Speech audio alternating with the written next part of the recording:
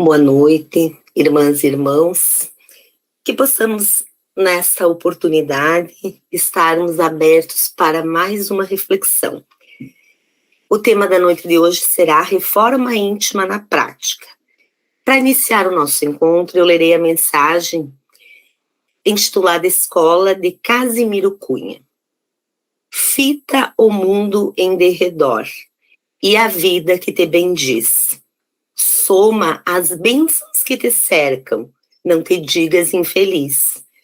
Onde estiveres, anota ao senso que te conduz. O sol, igual para todos, é fonte jorrando luz. Respirando dia e noite, gastando ar e mais ar, pelas bênçãos que assimilas. Nada precisas pagar. Toda mata é um quadro lindo, em tela verde e formosa. Ninguém explica na terra a beleza de uma rosa. Atravessamos mares, montes, primaveras, desfrutas, árvores, frutos, cidades, campos, estradas. Terra, eis a escola bendita, o lar tantas vezes meu. Não te digas infeliz, na escola que Deus te deu. Irmãos, convido a todos para que fechemos os nossos olhos por um instante, para pedirmos ao Pai que possa nos inebriar com sua energia amorosa, para que nós possamos nos conectar com seu amor, para nos reequilibrarmos, para nos sentirmos fortes, e para termos muita luz iluminando nossos pensamentos e nossas ações. Que assim seja. Então, irmãs e irmãos, para a noite de hoje eu trouxe o tema Reforma Íntima, para que nós possamos fazer algumas reflexões pertinentes. A primeira delas, que eu gostaria que nós fizéssemos juntos, é: quando nós desejamos fazer uma reforma íntima? Em que momento da nossa vida nós paramos para repensar as nossas atitudes, o nosso modo de viver, as coisas que nos rodeiam? Que momento é esse? Em geral, nós percebemos que são momentos em que a dor nos atinge. Então, nós repensamos nossa vida, nossas atitudes, nosso modo de pensar, e buscamos coisas diferentes. Então, o primeiro critério que nós podemos perceber para que haja reforma íntima é a necessidade. Há pessoas transitando pelo mundo carnal que ainda não tiveram esta pausa que as levasse à necessidade da reforma íntima. Outras já estão no processo, outras estão iniciando. Então, de algum modo, em algum momento da nossa vida, nós teremos a oportunidade, sim, de realizarmos essa reforma interior, essa reforma que está sendo exigida por nós mesmos enquanto seres conscientes e transcendentes. O que é reforma íntima? Busquei um conceito e achei de Ney Prieto Pérez um conceito. A reforma íntima é um processo de autoconhecimento da nossa intimidade espiritual, modelando-nos progressivamente na vivência evangélica, em todos os sentidos da nossa existência. Vejamos. Autoconhecimento, olhar para dentro de si mesmo. Nós temos os nossos 5 sentidos extremamente potentes que nos chamam o tempo todo para o mundo exterior. Então, a reforma íntima exige um movimento reverso, olhar para dentro de si mesmo.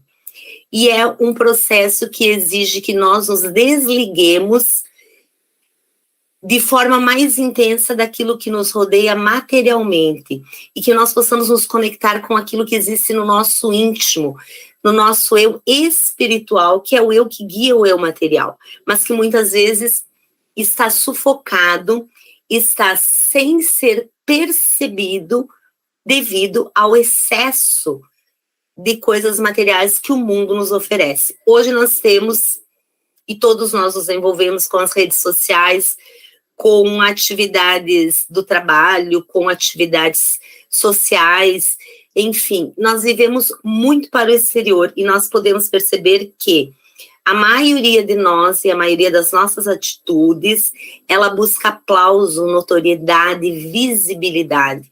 Então, esse olhar para dentro de si mesmo é um momento reverso, é um momento de introspecção. Nós precisamos também, nós vivemos também numa sociedade onde nós nos expomos, nós somos mais sociais, nós nos relacionamos com mais intensidade, então nós precisamos dessa pausa. Primeira pergunta, quem sou eu? Se nós parássemos hoje, e convido a todos que nós paremos juntos agora e nos perguntássemos, quem sou eu? Quem é esta pessoa que está aqui?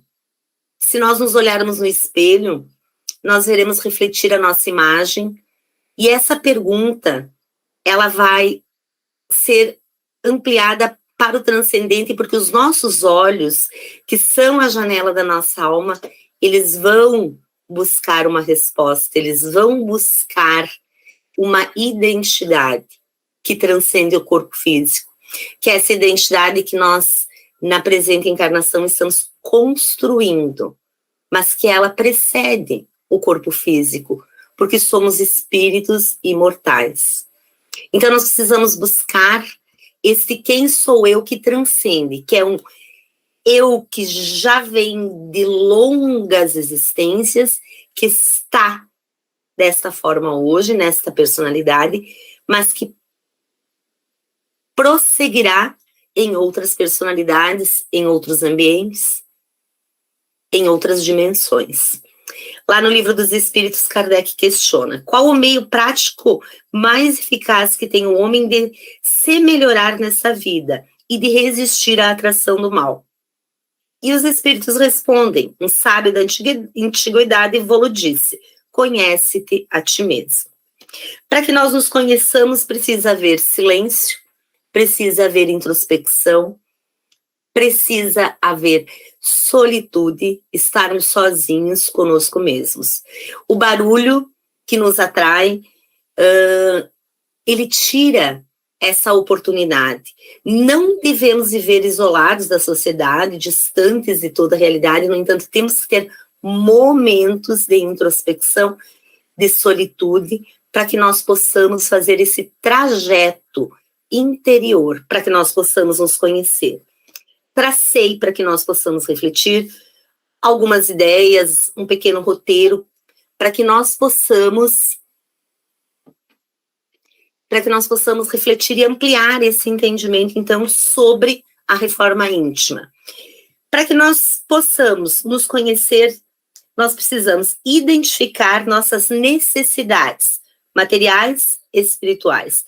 As necessidades que são relevantes e as irrelevantes.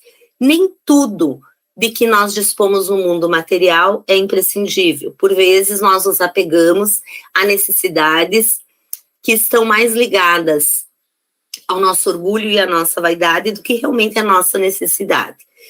Mas nós precisamos mudar um pouco o foco, porque nós vivemos muito para o lado material. Nós queremos conquistar, nós queremos fazer, nós queremos ter. Mas então nós precisamos olhar para o nosso lado espiritual.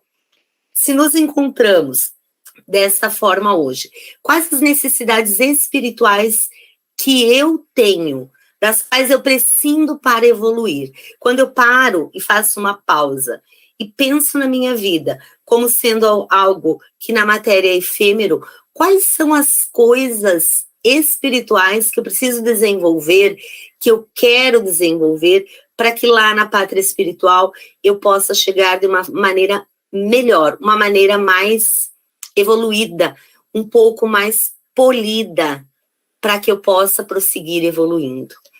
Identificar a nossa realidade emocional. Nós somos seres extremamente emocionais. O que, na maioria das vezes, nos guia é a emoção e não a razão. Nós, diante dos fatos, reagimos, em geral não agimos, reagimos embasados em todo o cabedal emocional que nós trazemos.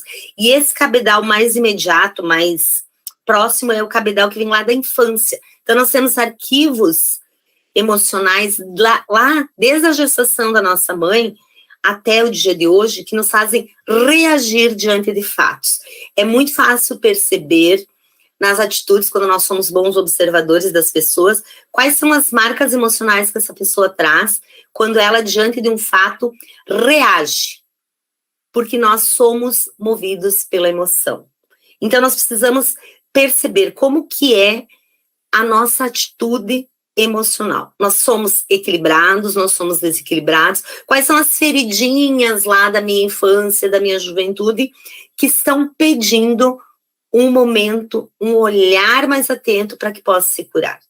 E qual o esforço que nós precisamos fazer para curar essas feridas?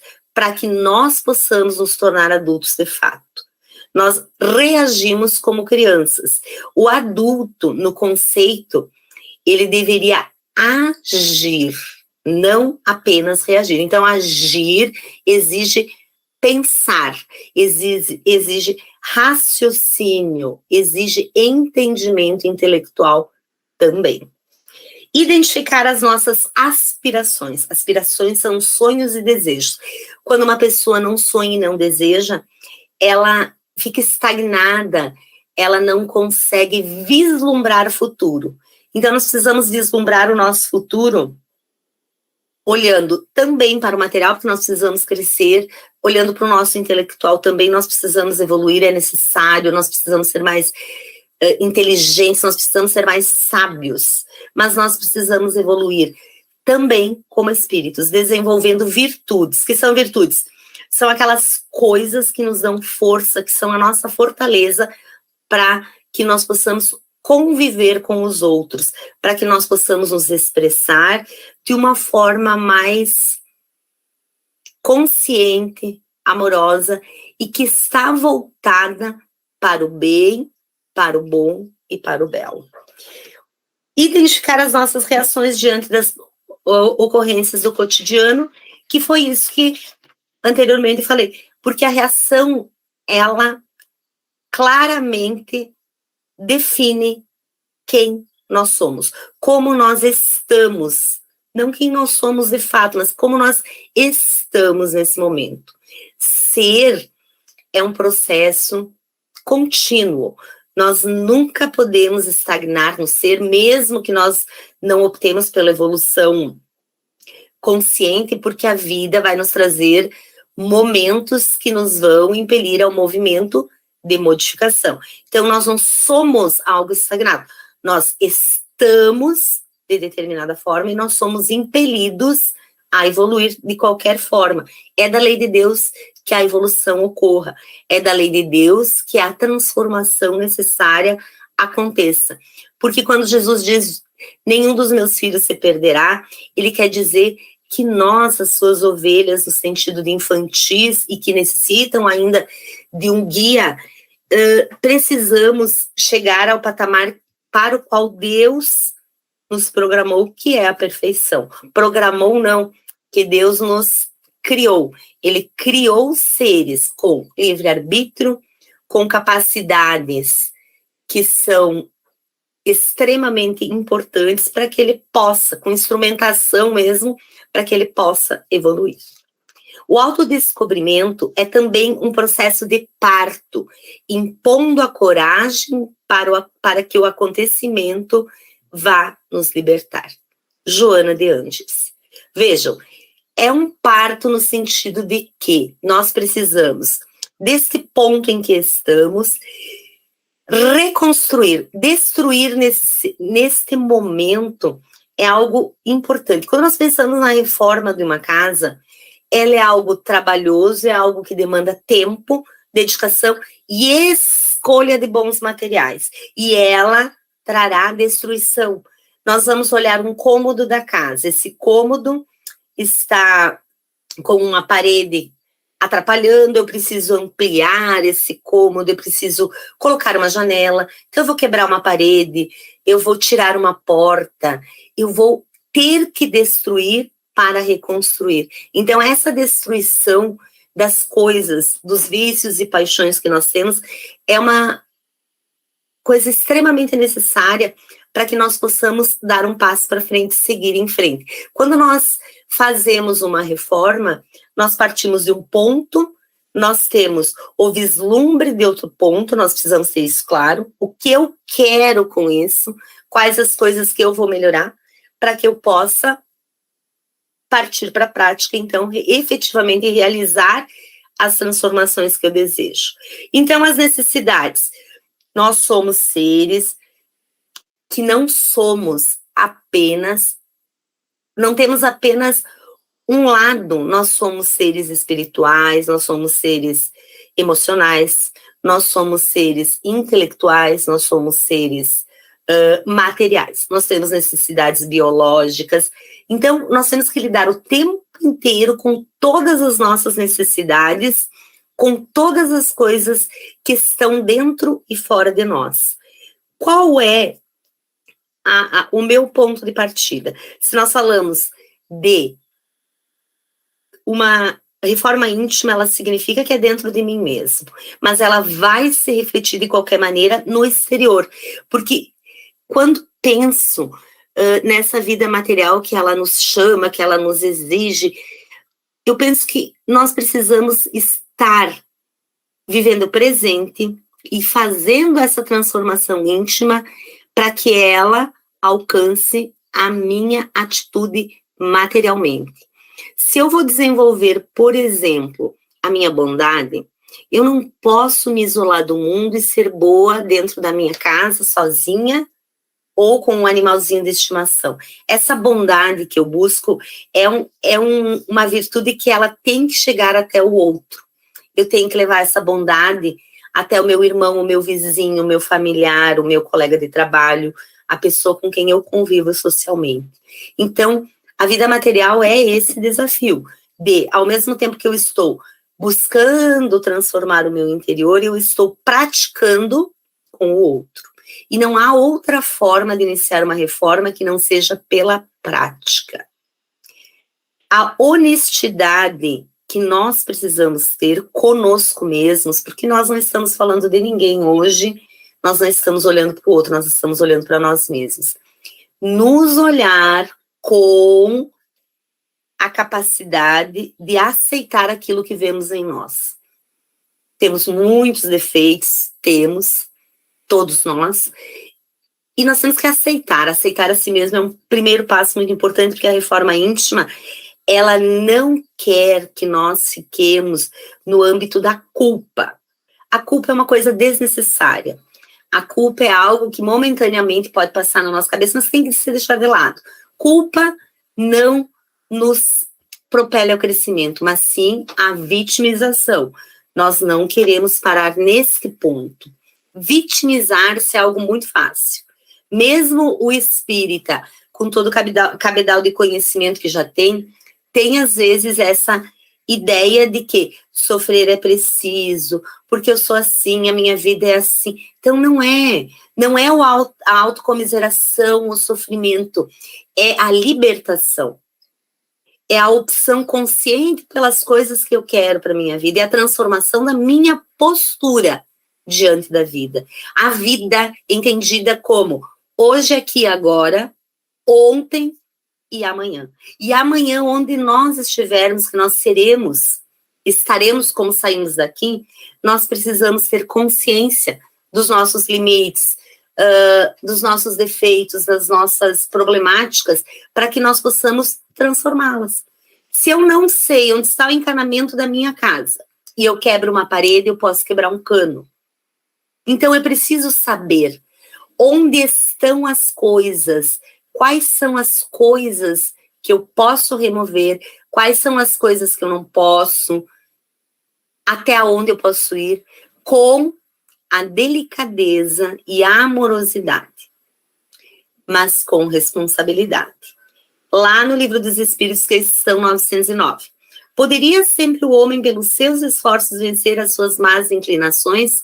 Questiona Kardec. Sim, e frequentemente fazendo esforços muito insignificantes. O que lhe falta é a vontade. Ah, quão poucos dentre vós fazem esforços. A vontade. Então, vejam, se eu sei qual é o problema, se eu percebo, e se eu quero que esse problema seja resolvido, solucionado, se eu sei qual é o meu defeito, qual o meu vício, eu posso transformá-lo, desde que eu tenha vontade. E a vontade que nós vemos também na vida material. Quantas vezes nós esmorecemos, olhamos para o mundo, para as coisas que nos cercam e não tomamos atitudes que deveríamos tomar. Então, o autoconhecimento, a vontade de mudar são o ponto de partida. Eu vejo a mim mesma, eu me olho sem véus, sem hipocrisia, eu me compreendo, eu me aceito e então eu busco a mudança. Então eu vou partir para a ação. O que eu desejo mudar? Quando nós pensamos em mudar, temos inúmeras coisas e nós podemos eleger um aspecto por vez. Então, gostaria agora de tentar trabalhar a minha ira, tentar trabalhar essa atitude que me atrapalha, essa atitude que me afasta do outro, e eu vou, no dia a dia, trabalhando para que eu possa ter relacionamentos cada vez mais amorosos, mais tranquilos, mais equilibrados, no dia a dia. E a prática é que faz com que a virtude se construa dentro de nós. Se nós não praticarmos a amorosidade, o equilíbrio, se nós não praticarmos a fé, o perdão, nós nunca vamos chegar a tê-los como algo já construído. Então, para se construir uma virtude, nós precisamos praticá-la. Então, para que nós, a partir do momento que nos conhecemos, nós vamos começar a elencar quais são as coisas. Escrever é um ato que nos propicia um momento, uma parada, e o nosso cérebro faz raciocínios e ligações que nós não faríamos apenas falando, e falar já é excelente. Então, escrever é um ato mais íntimo ainda. Então, nós podemos pegar um papel, vamos lá, vamos colocar quais são as coisas que eu quero transformar, que eu quero reformar dentro de mim mesma. Refletir. Elenquei lá. Quais são os investimentos que eu tenho que fazer e os benefícios que eu terei? Por exemplo, se eu tenho a impaciência como algo que é comum no meu dia a dia, qual é o investimento que eu tenho que fazer para que essa capacidade de ter calma se desenvolva dentro de mim? E quais os benefícios? Porque nós teremos benefícios em toda atitude de reconstrução íntima. Elencar lá, escrever lá. E aí partir para ação. Para se fazer a mudança, nós precisamos de orientação, certo? A orientação, ela é necessária porque nós somos seres que intelectualmente nos desenvolvemos apenas para algum lado. Eu vejo que o conhecimento, como nós temos desenvolvido aqui, nessa encarnação no mundo material, ele tende a ir só por uma linha. Um advogado é só um advogado criminal, então ele se especializa num detalhe. Um professor de faculdade, ele se especializa num detalhe. Então, nós precisamos ampliar o leque de conhecimento. E aí entra o quê? A filosofia e a espiritualidade. A religião. Não podemos deixar de usar esse termo. A religião é uma instituição, sim, criada por seres humanos, mas que tem um objetivo extremamente importante, principalmente nos dias atuais. Olhem o conceito do que diz Joana de Ângeles sobre a religião. A religião se destina ao conforto moral e à preservação dos valores espirituais do homem, demitizando a morte e abrindo-lhe as portas aparentemente indevassáveis à percepção humana. Então, a religião, a religiosidade são imprescindíveis para que nós tenhamos um suporte emocional, uma força para que nós possamos, então, delinear o nosso caminho, fazer opções conscientes e prosseguir na nossa jornada. A vida material é uma experiência, é uma escola, e todos os seres, se nós olharmos quem desiste deste desafio que é a vida, ele muitas vezes não tem dentro dele o significado, a dimensão verdadeira da vida. Então, nós precisamos repensar aonde está a religiosidade e a religião na nossa vida. Nós estamos praticando, nós estamos permitindo que o outro tenha acesso, nós estamos disseminando o evangelho, nós que somos cristãos, para que outras pessoas se beneficiem, tenham acesso ao conhecimento. Só que o conhecimento, ele não pode ser algo que nos torne rígidos, que nos torne separatistas, porque nós precisamos olhar para todo o conhecimento humano, compreendendo que para cada pessoa, para cada grupo, conforme o seu nível evolutivo, intelectual, ele tem uma necessidade que por vezes não é a mesma que a nossa. O Espiritismo traz para a nossa vida uma religiosidade, uma doutrina que traz aspectos filosóficos, que traz aspectos científicos e também religiosos. Então, são 3 aspectos diferenciados que podem e devem ser estudados. Nós não precisamos de mestres que guiem o nosso caminho, nós precisamos de orientadores. O orientador é aquele que oferece os meios para que você mesmo construa o seu caminho, para que você mesmo dê os passos até os lugares que você deseja estar, até os patamares que você deseja alcançar. Então, nós não podemos criar dependência. Nós precisamos aprender a pensar, a duvidar e a questionar. A fé raciocinada de que nos fala o Espiritismo é essa fé que ela permite que nós leiamos, estudemos, façamos experiências, como Kardec fez para construir todo o seu estudo, para que nós possamos compreender. Aprender é compreender, assimilar e utilizar. E nós não utilizamos. Então, nós não aprendemos, de fato, muitas coisas. Mas esse embasamento, essa rocha que deve constituir o nosso ser, que é a que nos dá base, está sim ligada à religiosidade. E nós vemos a sociedade como os pais, os cuidadores, enfim, das crianças e dos jovens acharam, por vezes, que não era uma necessidade ter uma orientação espiritual e relegaram os filhos a construírem as suas vidas sem um embasamento de transcendência, de saber que a vida não é só material, não é só aqui, não é só agora. Então, esses jovens e essas crianças não conhecem o limite, não compreendem a infinitude da vida, a importância da vida, a importância do respeito à vida do outro, do meu semelhante, da natureza, do animalzinho. Então, vejo como uma coisa que se espraia por tudo, que reflete em tudo. Então, precisamos retomar essa nossa religiosidade, não de forma hipócrita. Nós não precisamos estar num centro todos os dias, numa igreja todos os dias, enfim, onde nós participemos, mas nós precisamos trazer esse conhecimento para a nossa vida. Nós precisamos ser melhores, nós precisamos mostrar que a religiosidade, ela nos traz benefícios. Quando falamos em evangelho, é a boa nova, é a boa notícia. Então, a religiosidade tem que nos trazer alegria de viver o aqui e agora e a alegria de continuar, de prosseguir a vida.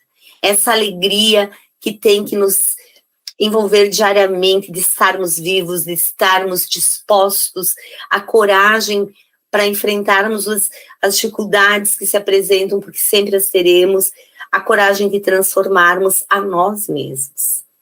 Então, elenquei alguns passos para que nós possamos nos conhecer e efetivar essa reforma íntima, para que nós possamos apenas ter um norte, porque eu gostaria muito que todos nós duvidássemos, que todos nós pensássemos, questionássemos, mas não foi, isso aqui não foi falado, aquilo não foi pensado. Porque essa é a ideia da reflexão. Não é trazer tudo pronto, não é definir, hoje você tem que fazer assim, assim, assim. Impossível, somos seres individuais, não existe como definir para cada um caminho. Aqui Joana nos diz, cada criatura é a soma das experiências culturais, sociais, intelectuais, morais e religiosas. O seu arquétipo é caracterizado pelas suas vivências, não sendo igual de outrem. A sua identidade é, portanto, a individualidade real, modeladora de sua vida, usufrutuária dos seus atos e realizações. Deste modo, o indivíduo tem o dever de enfrentar-se, de descobrir qual é a sua identidade e, acima de tudo, aceitar-se. Então, vejam, Joana nos diz, não adianta pegarmos uma receita pronta. Nós podemos, sim, ler a receita do outro e criar a nossa receita. Utilizar ideias, utilizar dicas para o nosso crescimento, que outras pessoas também utilizaram, mas não de uma forma cega, porque muitas coisas que funcionaram para alguém podem não funcionar para mim. Somos indivíduos, nossas experiências são diferentes, precisamos respeitar a nossa individualidade e precisamos buscar o nosso próprio caminho.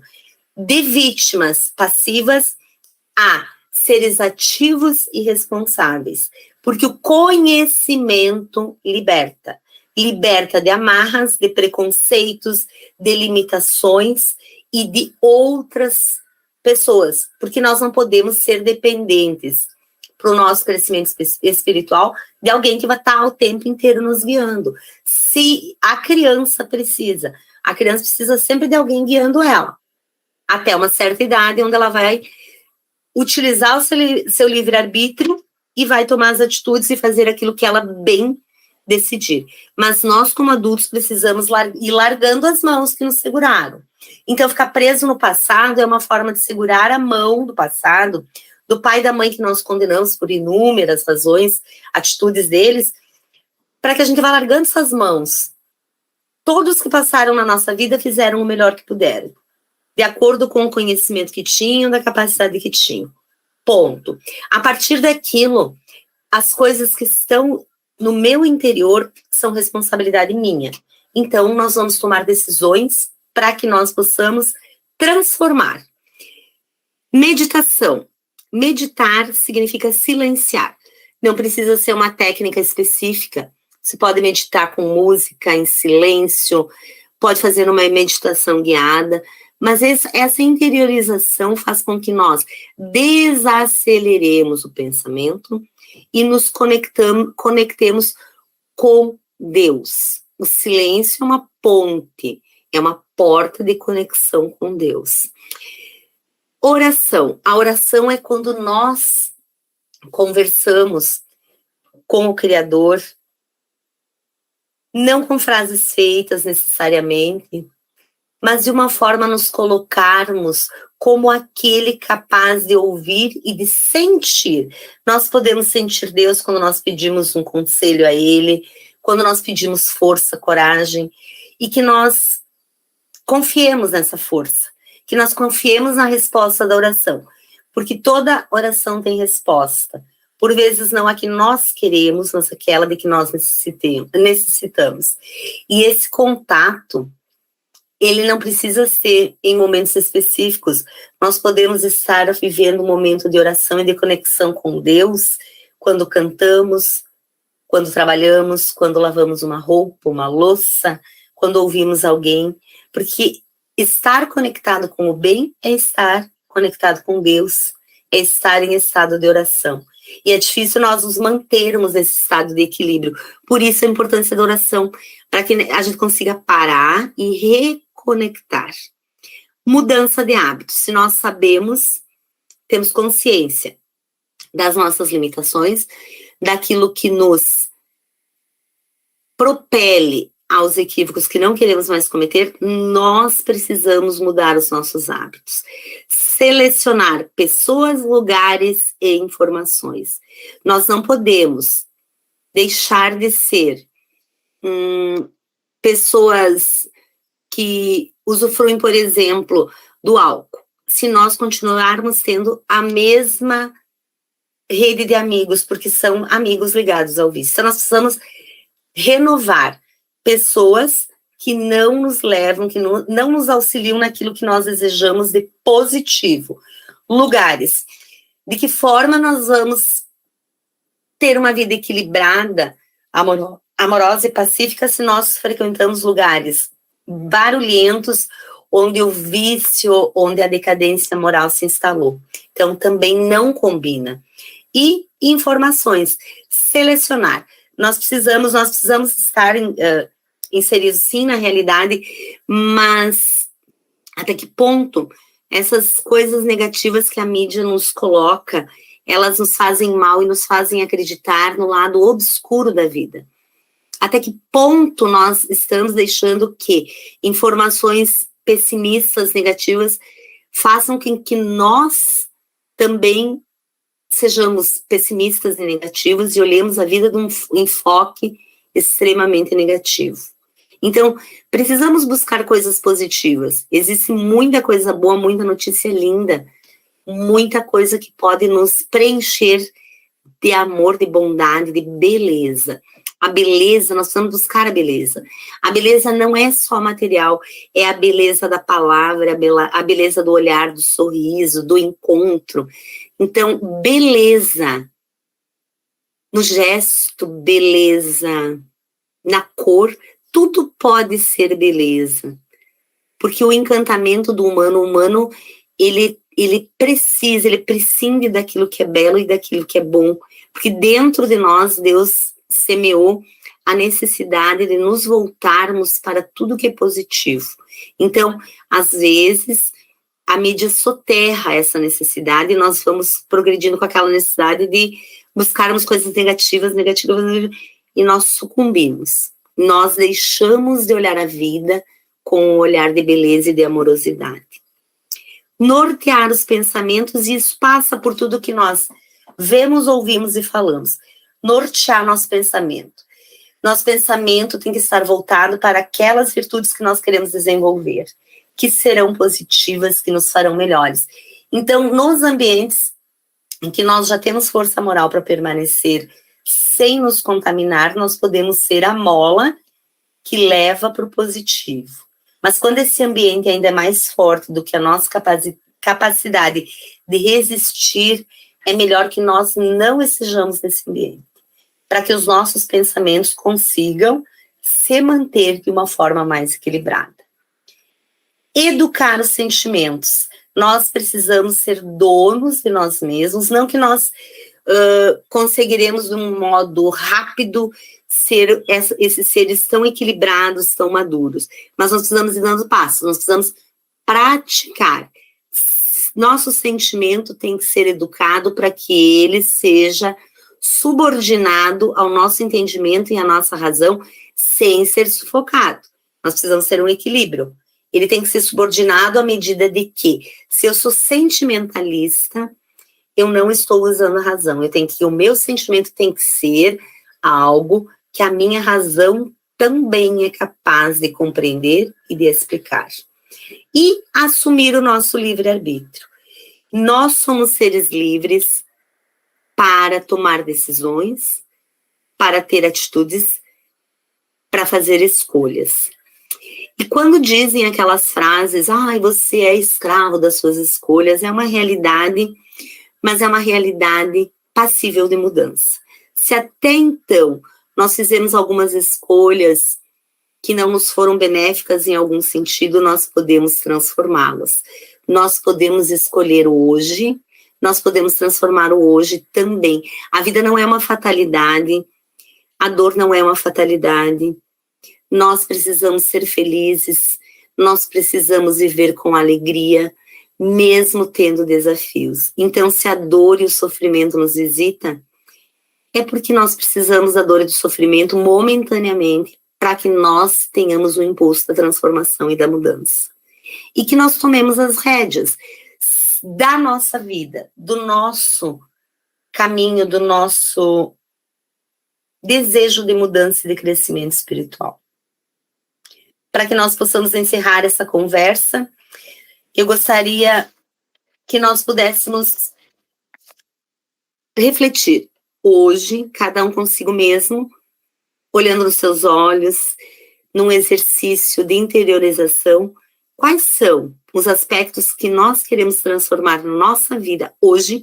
Nós temos que viver o hoje com intensidade e iniciar esse processo de transformação, de reforma íntima, sem medo da sujeira e da quebradeira que vai dar, com a atitude positiva de que tudo caminha sempre para o melhor, que toda a transformação exige algumas destruições, algumas reconstruções, uma boa faxina, para que nós possamos deixar o ambiente interior asseado, um ambiente amoroso, um ambiente equilibrado. Todo o ambiente interior, onde Deus deseja se aninhar, onde Deus deseja construir morada, no sentido de estar sempre conosco. É esse ambiente que Deus quer, um ambiente limpo, bonito, onde a beleza daquilo que é imortal possa estar estabelecido. Convido a todos para que façamos uma prece, agradecendo. Pai amoroso, queremos agradecer hoje a oportunidade de nos encontrarmos virtualmente, a oportunidade de estudarmos um pouquinho a Tua Palavra, a oportunidade de ampliarmos o nosso entendimento, a oportunidade de nos conectarmos contigo, a oportunidade de buscarmos a nossa melhoria íntima. Que Teu olhar amoroso tenha compaixão das nossas impossibilidades, das nossas desistências, mas que, Pai, Você nos olhe com amorosidade e capacidade de compreensão, muito além daquela de que somos capazes, e possa nos influir no sentido do auxílio e da amorosidade que pede que nós tomemos o rumo das nossas próprias vidas, que nós peguemos o rumo daquilo que nós almejamos, do ideal, daquilo que deve orientar e nortear nossas vidas, que é a plenitude, que é a perfeição. Que assim seja. Boa noite, irmãos. Obrigada pela oportunidade de mais uma reflexão. Fiquem com Deus e até a próxima oportunidade.